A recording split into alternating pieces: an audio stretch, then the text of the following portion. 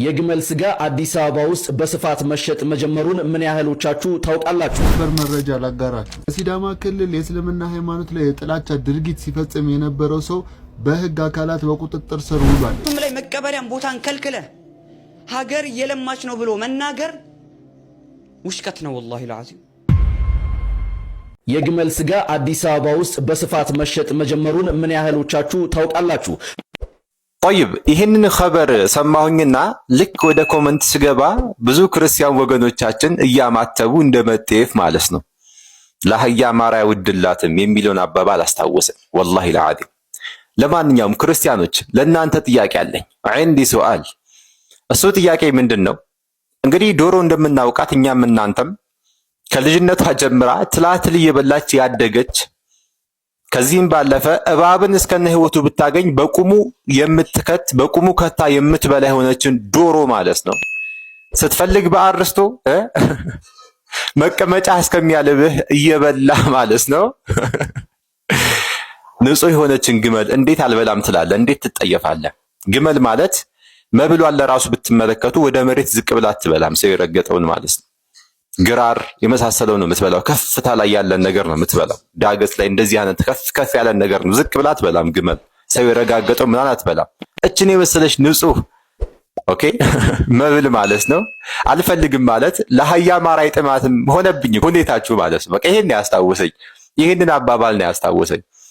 እና አንዳንድ ክርስቲያኖች ከጥላቻ ተነስተው ግመል ያው ታውቃላችሁ የኛ ሙስሊሞች በተለይ ማለት ነው በይበልጥ በእኛ በሙስሊሞች ዘንድ የተወደደች መብል ነች። ብዙ ክርስቲያኖችም ከዚህ የተነሳ ነው ዝም ብለው የሚጠየፉት እንጂ ምንም ተጨባጭ የሆነ ነገር የላቸውም። አልহামዱሊላህ መቼም ማይሰማ የለም። አንድ ሰበር መረጃ ላጋራችሁ። በሲዳማ ክልል የእስልምና ሃይማኖት ላይ የጥላቻ ድርጊት ሲፈጽም የነበረው ሰው በህግ አካላት በቁጥጥር ስር ውሏል። ይሄንን ዜና ለሁሉም ሰው ሼር እያደረጋችሁ መረጃውን እንዲዳረስ አድርጉ። ሰው አቶ ጳውሎስ ቡሪቃ ይባላል። እንግዲህ የነብዩ ሰለላሁ ዐለይሂ ወሰለም ስምን ያነሳ የተለያዩ ሐሰት መረጃዎችን እየሰጠ እንዲሁም ደግሞ ስለ እስልምና ሃይማኖት የተለያዩ አጸያፊ የተባሉ ቃላቶችንና ድርጊቶችን ሲያደርግ የነበረው በተለያየ መድረክ ላይ እንግዲህ እስልምና ሃይማኖትን ስም ያነሳ መጥፎ ነገር ሲነዛና ከባህል ከሲዳማ ክልል አኗኗር ከማህበረሰቡ አኗኗር ወጣ ያለ ስብከት ሲሰብክ የነበረ ሰው በመሆኑም ደግሞ የሲዳማ ክልል ማህበረሰብ ሙስሊሙም ሆነ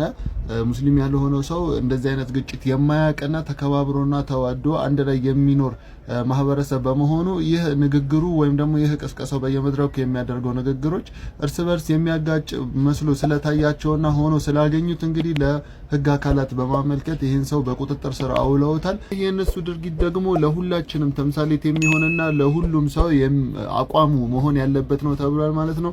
እንደዚህ አይነት ፈጣን መረጃዎች እንዲደርሳችሁ ፎሎ ማድረግ እንዳይረሳ። አክሱም ላይ መስገጃን ቦታ ከልክለ፣ አክሱም ላይ ሂጃብና ኒቃብን ከልክለ፣ አክሱም ላይ መቀበሪያም ቦታን ከልክለ ሀገር የለማች ነው ብሎ መናገር ውሽቀት ነው። والله العظيم ሱብሃንአላህ። ከአቡ ጀህል አትማሩ፣ ከአቡ ለሃብ አትማሩ፣ ከሀገራችን ከተነሳው ከአብርሃ አትማሩ። አና ረብኩሙል አዕላ ካለው ከፊርዓውን አትማሩ። እነሱ እኮ እስልምናን ለማጥፋት ተነስተው መጨረሻቸውን በገዛ እጃቸው ያበላሹ ሰዎች ናቸው። መጨረሻቸውን ያበላሹ። አላህ ይጠብቀን። አሁንም እንደዚህ አይነት ስራ እየሰራችሁ እንደዚህ አይነት አስቀያሚ ተግባር እየፈጸማችሁ ያላችሁ የሀገሬ ወገኖች ሆይ እንከባበር። ለምን ተከባብረን አንኖርም? እኛ እኮ ኢትዮጵያውያኖች ነን፣ ሰዎች እኮ ነን። አላህን እንፍራ። በገዛ እጃችሁ ሞትን አትጥሩ። እንዲሁም ሙስሊሙን ኡማ እየመራችሁ ያላችሁ ወንድሞች፣ ወጣቶች፣ አባቶቻችን ለአክሱም ወንድሞቻችን ሰበብ እንሆናቸው። ዝምታችሁን ስበሩ። አክሱም በየጊዜው አክሱም ዝምታችንን እንስበር። ፍትህ ለአክሱም ሙስሊሞች። ነብያችንና ሰሃቦችን ስለሚያስቀው ወጣት እነግራችኋለሁ። ይህ ቪዲዮ አንተ ጋር ብቻ እንዳይቀር ለሁሉም ሰዎች እንዲዳረስ አድርገው። ይህ ሰሃባ በጣም ቀልደኛ ነበረ። ይህም ነገር ይበዛባቸው ሰሃቦች ነብያችን ጋር ይመጡና አንቱ የአላህ መልእክተኛ እገሌ የሚባለው ሰሃባ ሰብስበን እየተማማርን ባለበት እየመጣ ሁሌ ይቀልዳል። ሁሉም እየሳቁ ስብሰባው ይረበሻል። ይህ ሰሃባ ይቀልድ፣ አቡበከር ሲዲቅ ይስቃሉ። ይህ ሰሃባ ይቀልድ፣ ዑመር ኢብኑ አልኸጣብ ይስቃሉ። ይህ ሰሃባ ይቀልድ፣ ከሁሉም በላይ የሆኑት ነብያችን መሐመድ ሰለላሁ ዐለይሂ ወሰለም ይስቃሉ። ነብያችን ለነዚህ ሰሃቦች መልስ ሰጧቸው። እሱን አትናገሩት፣ አላህና ነብዩ መሐመድ የሚወዱትን አንድ ትልቅ ነገር ይሰራልና አትናገሩት። በዑመር ኸሊፋነት ጊዜ በሮሙ ንጉስ ሂራቅለስ ስር ይታሰራሉ። ከነዚህ ከታሰሩ ሰዎች ውስጥ በእድሜው ገፋ ያለው ይህ ግለሰብ ስለሆነ አንተ ከነሱ በእድሜም ገፋ ያልክ ትመስላል፣ የሀብቴን ግማሽ ልስጥህና የእስልምና የምትለውን ነገር ተው። ስምምነት ያቀርብለታል። ለምን ሙሉ ሀብትህን አሰጠኝም? ላኢላሃ ኢላላህ ሙሐመዱን ረሱሉላህ ከማለት ወደኋላ አልል። ሂራቅለስ በጣም ተናደደ። የከተማ ቆነጃጅ ሴቶችን ሰበሰበና አንድ ክፍል ውስጥ ከዚህ ሰውዬ ጋር አስቀመጣቸው። ሰዓታት አለፉ።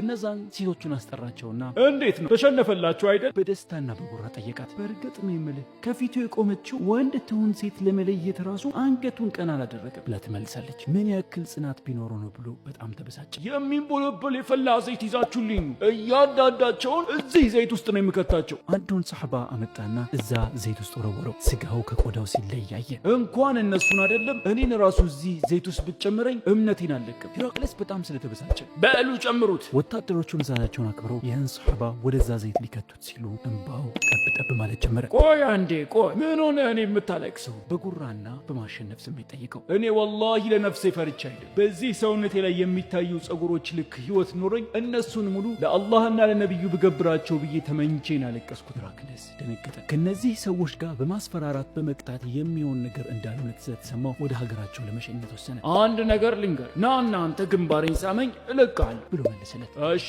እንደዛ አድርጋ፣ ነገር ግን መጀመሪያ ከኋላ የምታዩት ጓደኞቼን፣ ከዛ በኋላ እኔን የምትለቀኝ ከሆነ ነው መጥቼ ግንባርን የምስምህ። ሂራቅለስም መስማማቱን ካሳየው በኋላ ሰሃቦችም ተለቀው ግንባሩንም ስሞት ወደ መዲና ይሸኛቸዋል። መዲና ከመድረሱ በፊት የዚህ ሰሃባ ጀብድ ለሁሉም ደርሷል። መዲና ሙሉ ሰደቀ ረሱሉላህ፣ በእርግጥም የአላህ መልእክተኛ እውነትን ተናገሩ ነጋሪ መጮህ ጀመረ። ዑመር ኢብኑ አልኸጣብ ይህንን ሲሰሙ ዛሬ ሁሉም ሙስሊም የዚህን ግንባር መሳም ግዴታ አለበት፣ እኔ ጀምረዋለሁ ብለው ይህን ሰሃባ ግንባሩን ይስሙታል። ትላንትና ተናደውበት አቤቱታ ያቀረቡበት ሰሃባ ዛሬ እስልምናን ከፍ አድርጎ ወደ መዲና ተመልሷል። ይህ ሰሃባ ማን ይባላል? ኮመንት ላይ ማስቀመጣችሁ እንዳትረሱ። እዚህ የፎሎ ምልክት ካለ ፎሎ ማድረጋችሁ እንዳትረሱ። ኤቭሪቲንግ ዊል ቢ ኦኬ። ዑመር ሚዲያ ይቀጥላል። ወሰላሙ አለይኩም ወራህመቱላሂ ወበረካቱ። አንድ ጓደኛ አለች።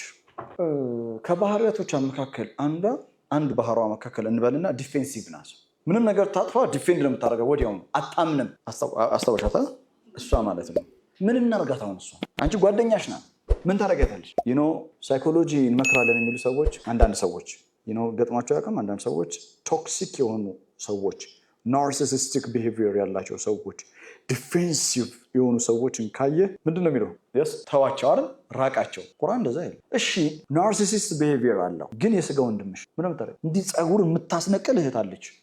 ሐቂቃ የለም እናንተ ጋር እሷ ማለት ምን እናርጋት? ቁርአን ምን ይላል መሰለህ? ወጃልና ባዕዱኩም ሊባዕድን ፊትና፣ ከፊሉን ለከፊሉ ፈተና አድርጌባቸዋል ይላል።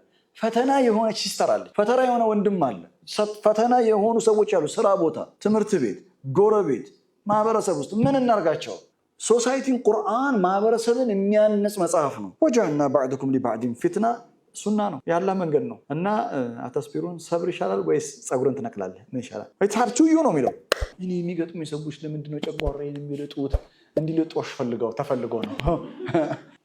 ኢትስ ፓርት ኦፍ ላይፍ ነው። እንደዛማ ከሆነ ሁላችንም ልንራራቅ ነው። ምክንያቱም ሁላችንም عندنا صفة سلبية we have negative qualities all of us። ሰብር እንድታደርግ የተሰጠህ ወንድም አለ። አዎ በጣም ድንበር ያለፈ ከሆነ መለያየት ብቸኛ አማራጭ የሚሆንበት አጋጣሚ አለ፣ ይገባኛል። የስጋ ወንድምም የስጋ እህትም ሆነ ቁርአን ምንድነው የሚያደርገው? ማህበረሰብን ተማሲኮ ነው። ማህበረሰብ እርስ በርስ ተሳስሮ ተያይዞ ተቻችሎ አንዱ ሌላውን አርሞ አንዱ ለሌላኛው ኖሮ ዓለም የፈጠረች እኮ ኢንዲቪጁዋሊስት ወርልድ እኮ ነው። ያ